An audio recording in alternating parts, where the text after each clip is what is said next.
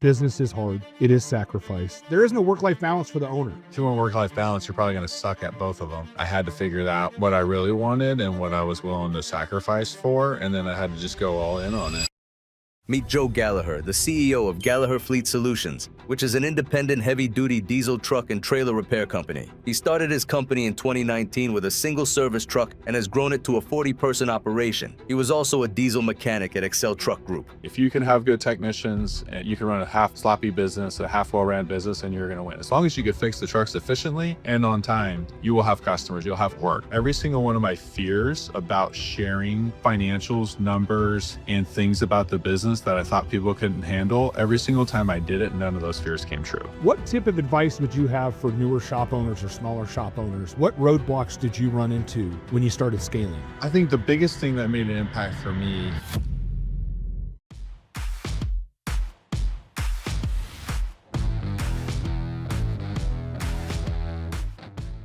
Welcome to Beyond the Bay. I'm your host, Peter Cooper, and today we have Joe Gallaher from Gallaher Fleet Solutions. Thanks for being on today, Joe. Thanks, Peter, for having me. And can you tell me a little bit about your operation? I know that you focus on heavy duty, but fill me in on how big your operation is. Absolutely. So Gallaher Fleet Solutions, we're an independent diesel truck and trailer repair company.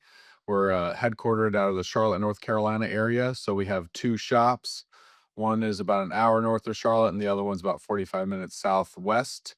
And we have around 40 different team members, whether that's technicians, parts guys, office staff, drivers, but we primarily focus on trucks and trailers. So anywhere from a Peterbilt, Kenworth, all the way down to a 2500 pickup with a diesel engine in it. So it sounds like you would be what we classify in the industry as a general truck repair. You're working on most everything on the vehicle. Is that accurate? We're general repairs, basic PM maintenance, all the way up to dealership level, engine, chassis, electrical, after treatment. We don't do any big component rebuilds in house, but we do engine swaps, transmission swaps. We have a mobile department as well. So we have 6 mobile trucks now going throughout the whole area doing preventative maintenance, reactive repairs, and then scheduled maintenance on site as well. So full service shops plus the mobile side. So my understanding is you started in 2019 with just a service truck. What made you take that leap from being a technician to starting your own shop? I just saw it really as the fastest opportunity to get to where I want to be as a business owner to impact and improve people's lives. My dad was a diesel mechanic on the heavy equipment side, and he was a solopreneur. So he had a service truck and he contracted through a shop, and then he had his customers. So he would go out and fix tractors at shops or out in the field. And I saw the opportunity that it was, but also the fact that I needed to be more than just a technician to scale the business. I wanted to impact my life, my kids' life, and then other people's. And I saw really a big need in the market for a well-ran independent repair company that offered a better work environment, more opportunity than some of the other independents, but not so much bureaucracy of a large dealership or a fleet. So I want to ask about that because that's been kind of a topic that's come up a lot lately, especially this year with shop owners, and that's opportunities and benefits. So you've scaled, pretty aggressively. What's allowed you to be able to offer those benefits? Like, how are you able to afford that? Because that's a big thing that's come up a lot is health insurance. And a lot of shop owners say, well, I just can't afford to offer health insurance. Yeah, and really what it came down to was in my early years, within the first 2 years, I was putting out applications, talking to guys in the industry, trying to bring on good technicians, good people, and I couldn't get them because they needed benefits for them and their family. And I realized, hey, in order for me to be able to compete for the best people, that I need to offer them benefits that are at least comparable to my competition or the other jobs that they can take. And ultimately, Peter just came down to the fact that, hey, I was going to make less money as an owner by investing in benefits, and not only for myself, but also for my people. And that was something I had to take the hit on. They're expensive. We pay for them every week. They're not easy. It's getting more and more expensive. Healthcare is getting more and more expensive. So it's just something that we had to make a decision, like what type of company are we going to run? and what are we going to prioritize? And then we set our priorities from there and we make decisions around that. And I think that's something good to bring up because I went through the same struggle in my shop. I'll never forget this. I lost one of the best technicians I had because his wife had to be on an injectable medication that our insurance wouldn't cover. It also brought up a point that we need to do a better job of communicating with each other, because if the guy would have told me that, we probably could have found a solution. But anyways, he left and went to, a big fleet. And I think shop owners need to look at this as, yes, it's expensive. Yes, you're going to make less profits in the short term. But there are so many shop owners that I encourage to have a long-term approach on running their business, because in the long term, it's going to cost you millions of dollars possibly, because we all pretty much agree in this industry at this point that hiring is the hardest thing that we do, meaning we can't hire enough good techs, right? Like everybody complains about that. And I warn people, if you don't offer benefits, there's a reason why you can't hire good techs. Yeah, my best technicians wouldn't work here. I wouldn't work here if I didn't have benefits. That's what a big part I think that differentiates myself and some of the other shops that I see is, hey, I have to answer the question of, hey, would I be willing to work here as a person? Like, would I want to come be an employee here, a team member? Are they giving me the opportunities for growth, the quality of life that I have expected for me and my family, my kids is that am I offering that? And it really it's just about running a business and understanding your cost and making sure that your pricing is bringing enough value for the customers where you can justify it, and then making sure you run the margins and allocate for those costs. So that's just it's about running a good business as well and making sure your numbers are how can I say properly accounted for. And I think that's a valuable point, which you mentioned in the beginning of that was, is it a place that you would want to work?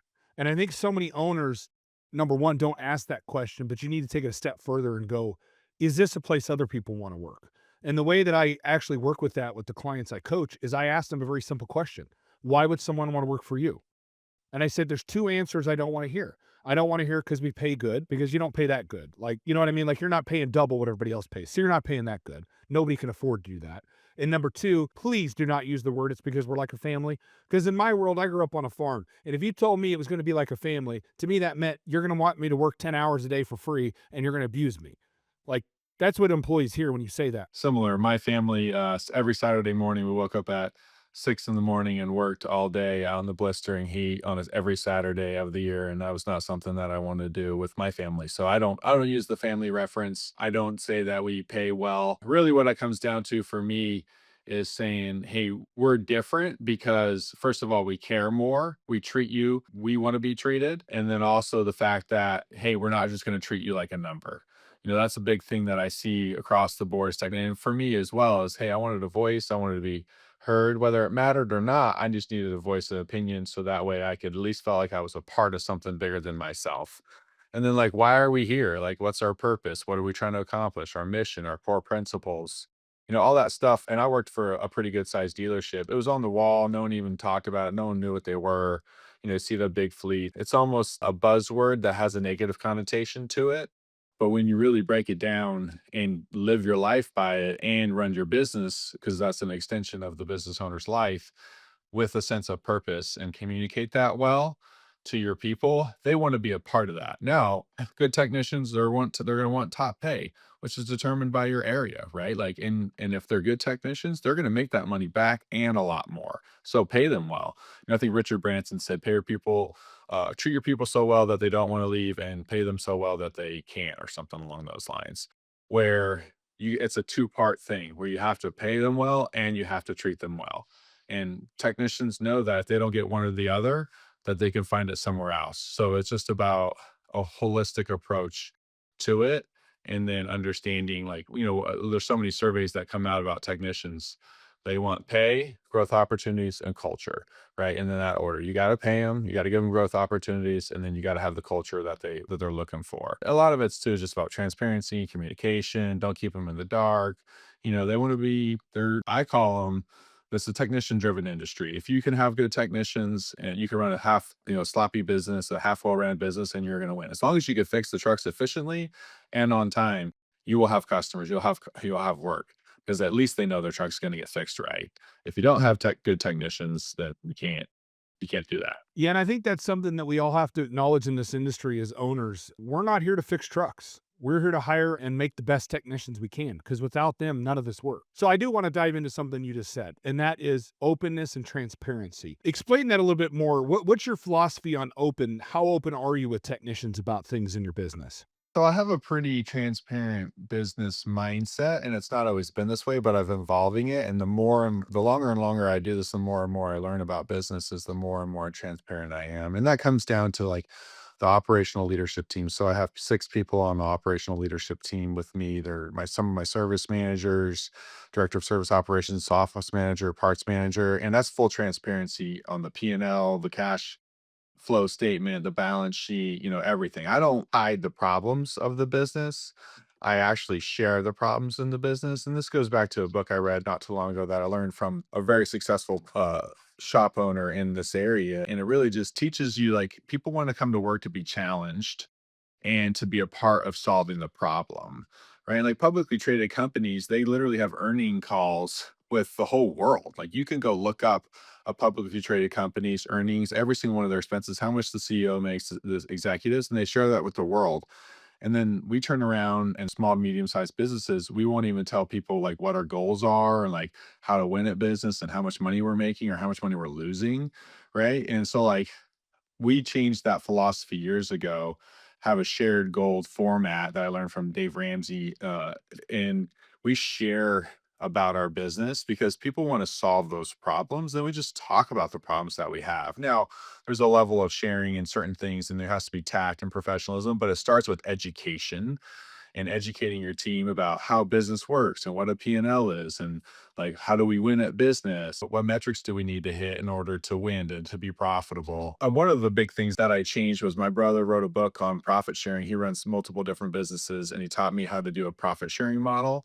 We implemented that about a year ago. And that's really when things started to change because it was the ownership mindset. Like, hey, when the company makes money, I make more money. I'm more motivated to make more money. And with that come a level of sharing and transparency that I had to. And every single time, this is the main thing that really helps me see it is every single one of my fears about sharing financials, numbers, and things about the business that I thought people couldn't handle. Every single time I did it, none of those fears came true. And I was making all of those decisions based off of fear. So I was like, why am I making decisions based off fear? Let's just remove those shackles, make decisions that make sense, that are business minded, that help the other people, that are transparent, and then let them be a part of moving the needle. I agree with you 100%. I think transparency is paramount, but I love what you said about fear. And that is the number one thing that I can tell you. If I was going to point to one thing in a business that'll determine whether that business is successful or not, is the fear level of the owner. When I go into a business and I said, hey, why are we not sharing this information with the employees? Well, they'll leave. What do you mean? Well, we can't talk about pay publicly. They'll just leave. And I said, no. They're like, well, that will never work. I said, have you ever seen an organization like a government organization? They're like, yeah. I said, do all the firefighters leave? Do all the cops leave the city? No. Do you realize that their pay gets published in the newspaper? Like it's not a secret. Like I used to work for a government agency. I worked for the city transit agency. My paycheck got published in the newspaper. We weren't losing people because of that. That's actually something I can prove. So I bought a shop when I was involved with an organization, and this owner was super, super tight. Like he wouldn't talk about numbers with the employees. Nobody knew what was going on. They barely even knew what the sales were week to week. And when we bought the company, I didn't even know this till we bought it. The store manager never even saw the sales numbers. Like they kind of knew what the sales numbers were, but they didn't know the margins and the gross profit. They knew none of that because they never got talked about. The owner, they said literally the owner would just come out and say we had a bad week or a good week, and that was the end of it. And so we changed the culture, made it totally transparent. And just doing things like that, we were able to turn, I increased 30% gross profit on that facility just by opening up and talking about numbers and saying, look, guys, we are going to establish what good is. We're going to establish what bad is. And then it's up to you to hit those standards. Like for a service advisor, we gave them a sales number. The technicians, we gave them a production number. And when you show people, like you said, if you show them how to win, they will win. But you have to look at this like a sports team. You could never go out and coach a winning sports team if they don't know what they're trying to accomplish. But yet so many of these business owners just go to their employees and say, go do good work and we'll win. Like that's not the formula for success. Not at all. I completely agree with you, Peter. And And that's a part of the industry that I would really like to impact and change and just help. And that's part of the reason why I do the podcast, part of the reason why I hire the guys that I do and educate them and pour into them is so that way they can have a better life. And I think that it's really comes down to it's the business owner's responsibility to do that. And then, you know, what a big of them is it's uncomfortable. What happens and the fears and all this other stuff. Well, hey man, it's not easy being a leader. And it's not easy. You got to be uncomfortable. You got to be comfortable with being uncomfortable. And if you're not, then it's probably not the right role for you, or just accept that you're going to suck at it and then move on, you know, and then this is really what it comes down to. I really love this conversation because you're speaking my language. I tell people that exact phrase. I said, you have to be comfortable with being uncomfortable. And I tell them the point, take a cold shower in the morning. That'll set that, believe it or not, it actually, there's a lot of research in the psychology of this. It changes your brain because if you can overcome that massive obstacle in the morning and that's stepping into an ice cold shower, the rest of the day starts to get easy. And another thing that owners have to understand is that growth is painful, not only physically, but mentally. If you're not willing to endure pain, if you're not willing to endure positive and negative feedback from your employees, you're not ready. And I tell owners that all the time. I'm like, we're going to do anonymous surveys and you're not going to like the answers. Like, you are going to hear things you do not want to hear. And if you're not ready for that, we've got to go on a whole other path because you're not even ready to fix this company yet until you're ready to hear things you don't want to hear. Yeah, 100%. A lot of times it starts with the personal development of the leader, self-awareness, where they're at. And that's what it started with me, was just, you know, learning about myself, self-awareness, and then all the stuff that comes with personal accountability. And a lot of that comes through pain, right? And comes through the lives and adversity and the trials and tribulations. And then just like coming to that inflection point of, hey, do I want to feel this way again? If the answer is no, then what do I got to do not to feel this way again? And then getting uncomfortable. The growth is in the discomfort. And that's the just truth of it. It's a non-negotiable. And if you can't accept that, then just don't want to grow. That's okay. That's totally fine. But if you want to grow, then you have to understand that there's going to be some discomfort. Well, and owners have to recognize too that when they're looking at growth and they say, I want to scale and they truly commit to it, they're going to have to understand that 90% of the time, the owner is the roadblock because that business is the owner. This is what I tell shop owners. You are everything that is right about your company and you're also everything that's wrong about it. So if we can't acknowledge that, you know, it's kind of like I tell people it's like alcoholics. If you can't admit that you have a problem, you're never going to fix it. And owning a business the exact same way. If your default setting is pretend normal, and I've had owners like this, I go in and I'm like, hey, this stuff is all messed up. We need to work on this. And they're like, oh, no, it's fine. I'm like, dude, you're the kind of guy that I could walk in the door and tell you the building's on fire. And you'd be like, no, no, no, it's fine. We're good. And you can't be that. Like, you can't be that guy. So this gets me into a question I do want to talk about, and that's scaling. So you've got over 22 technicians is my understanding, or you've got over 20 technicians. What was the turning point for you that really started to allow you to grow? Like, what mechanism did you enact that really made that work? Just getting bad leaders out. Like I hired for skills instead of behaviors. So once I identified like, hey, what type of behaviors do I need in my business? And I got all of the bad behaviors out. And then I started promoting and bringing in people that had good behaviors and then teaching them the skills. That really helped me like be able to delegate stuff and know that it was going to be handled well after we go through the trust building process and education and stuff. And then everything in business rises and falls off of leadership. Just understanding that, hey, I was the bottleneck. My business was a result of me, and then like owning that and then understanding, okay, if I want to be a service manager and own my job, that's fine, but that's what it's going to be. If I want to scale this business and get to a certain level, then I have to start delegating that and I have to start trusting and building that out and then creating like the systems and processes around it. The really big thing was just like hiring good people, training them up, put them in positions to win, creating clarity around their roles, and then moving on to other things that I could focus on, like working on the business instead of in the business and just getting out of the operations, like constantly figuring out how I can get out of the operations so I could focus on scaling the business and growing it. Yeah, I think you brought up something that I really want to emphasize, and that is you owners have to stop hiring out of desperation. You cannot hire technicians just because they can turn a wrench. That is the least valuable skill that you need, even though they think that's what they need. You know, everybody wants this unicorn master level tech. And it's like, are you thinking about what this person's going to do to your culture? It's the theory Jim Collins brought up in his book, but it's called the right person on the bus in the right seat. Like, you first must establish, is this person right for our organization? And then the second question is are we going to place them in the right seat? Is what is their natural talent? Like, for example, I've had a lot of employees over the years that I've literally had to go to and threaten firing them to say, you need to move positions in the organization. Like, I had a service advisor one time that was horrible at being a service advisor. All she did was spend all day doing parts. And I went to her and I said, you're going to be our new parts person. I don't want that job. It's not an option. Like, this is what you need to do. And sometimes, I'll be honest, as a leader, sometimes you have to force people to do stuff, because if you really are a leader, you need to be out there seeing what's best for them. And I love that story because later on, about 2 months later, her husband actually came up to me at our Christmas party and said, "That was one of the greatest things ever. She is so much happier. She's in such a better mood when she comes home every day." And she really did. She excelled at that position, and she was an okay service advisor, but she wasn't a rock star. She was definitely a rock star parts person. Yeah. No, that's awesome. Yeah. And like you said, Jim Collins describes it best. And really what we've done here lately, especially, is shifting our mindset around like hiring for behaviors and not for skills.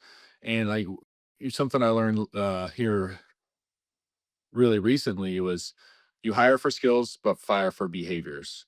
So why are we doing that? Why can't we hire for behaviors and train skills? Right. And Right. when we have the right behaviors, you could train anybody how to do anything. Right. That's what humans like have learned that over and over and over. Now, obviously, you want to hire the right behavior and the right skills. That's the where you want to get it right. But I talk about it like, you know, business is a game. And I like to use football analogies. It's like drafting the right guys or getting guys from free agency, right? Whether it's in the office or out in the shop, no matter what role it is.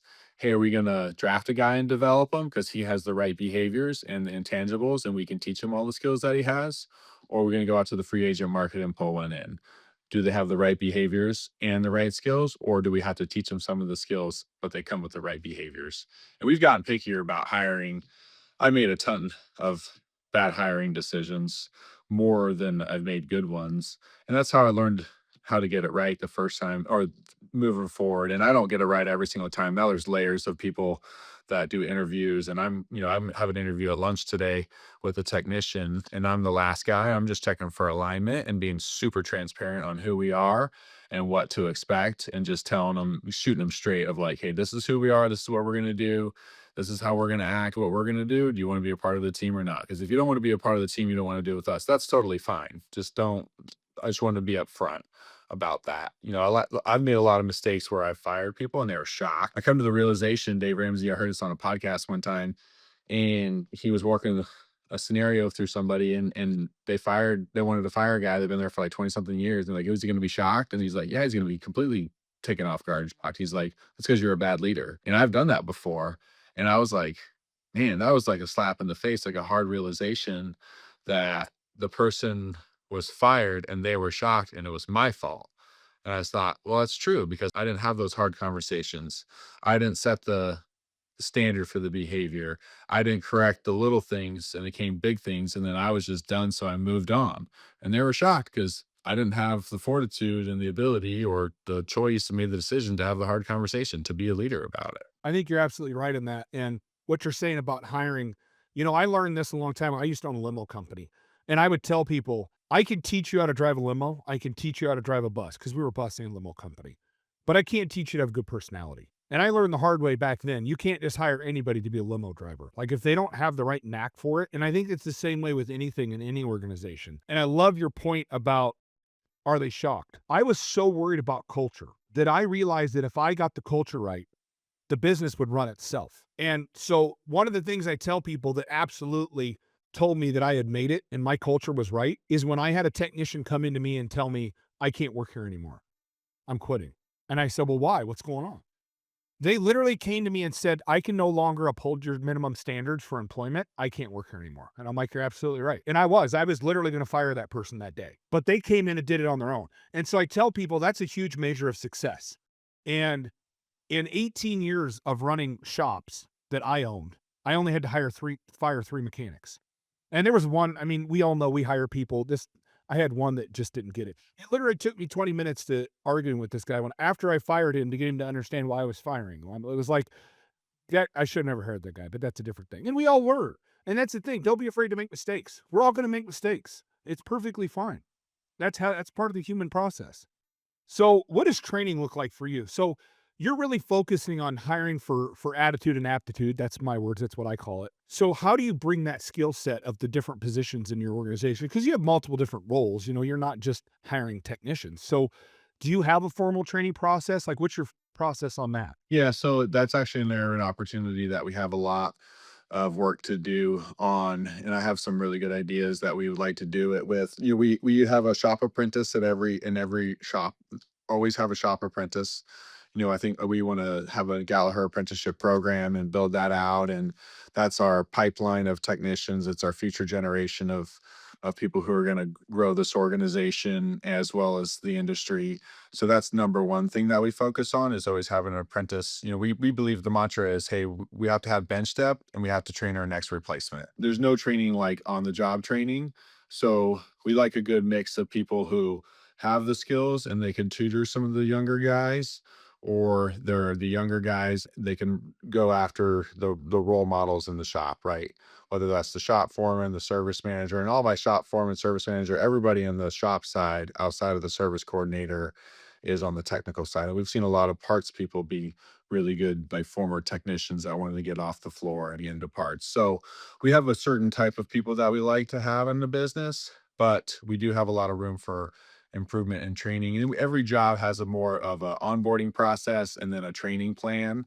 And we have a couple different training platforms. We use Trainual before we got rid of that. We have a different platform that we're using and developing it. But right now, our focus is how to develop a winning playbook for every single role inside of the company, every single department, so we can scale this thing and add standalone locations. So it's something that we're focusing on, end of year goal for us. And I think that's really important. You talked about using platforms like Trainual. I really encourage owners and managers to document. And a lot of them think, well, it's just paperwork. You have to understand humans. Humans do not absorb, let's use this fact. Humans absorb about 8% of what you teach them. So if you teach someone 100 different skill sets, they're going to remember 8% of that. So 8 of those. Now, where we help ourselves is having it documented because now they have a reference they can go back to. They're going to say, oh, I remember we trained on this, but I don't remember all the steps.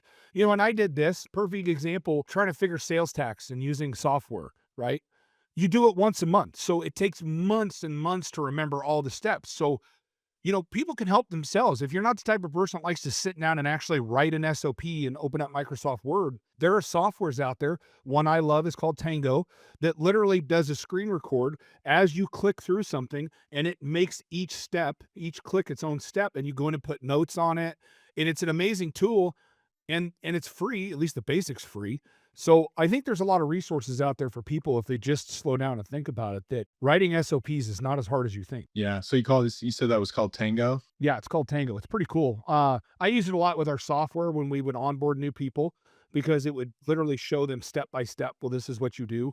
And it was more for really complex tasks, like some of the office things, like how do you clear a credit memo or how do you discount a ticket if you have to run a discount? And just those things that you need to do, but you just don't do them every day. Yeah, it's great. I'll have to look into that, and use it for some of the training programs that we're building out. So I appreciate that. What tip of advice would you have for newer shop owners or smaller shop owners? What roadblocks did you run into when you started scaling? More mindset or tactical, like operational? Like which direction do you want to go with that? Whatever one made the biggest impact for you. I mean, what do you think is most important? I think the biggest thing that made an impact for me is it really came down to negotiating the price of what I was willing to do to scale it. Because business ownership is hard. And no matter what way you want to go about it, life can be hard as well. So it's really just about saying, like, what am I willing to do? What sacrifices am I willing to make it to the next peak? So as we climb the mountain, we're going to hit plateaus. And at every plateau, at every stopping point, there's a trade off, right? John Maxwell talks about this.